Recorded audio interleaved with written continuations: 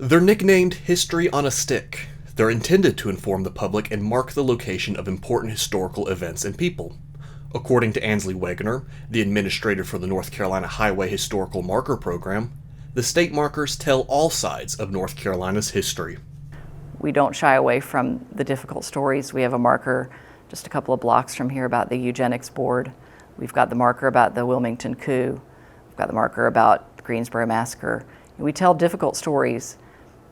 None of the markers are designed to praise people. They're not honoring people. They're just telling you that a person lived nearby or that this event happened.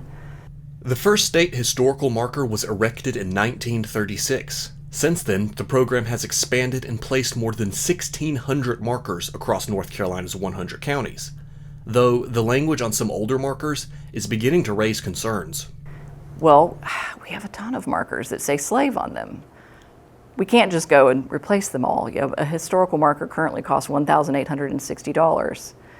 We don't have the luxury of the funding to just take down markers and rewrite them just because they have some old language on them.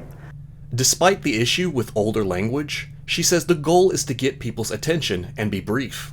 They're essentially a tweet, but we think that by having them large text, people are going to read them. They're a lot more likely to read them.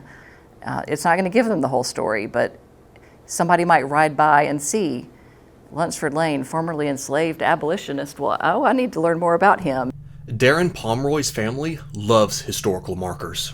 When my father was a little boy, his father was a traveling salesman, so he'd be driving all over the place, and he'd often take my dad with him. And every time that they would see a historic marker on the side of the road, they would pull over and they'd get out of the car and they'd read it together, which was a really sweet father-son bonding opportunity. Pomeroy is the director for strategic initiatives for the William G. Pomeroy Foundation. It has partnered with the North Carolina Folklife Institute and the North Carolina African American Heritage Commission to create markers for local legends and lore, as well as create the North Carolina Civil Rights Trail. Pomeroy hopes that these new markers will have an impact on people. Historic markers have, a number of important benefits to communities. They educate the public. We've seen at some of these dedications, we'll have, folks show up who had no idea that, this event or this happening occurred in their town.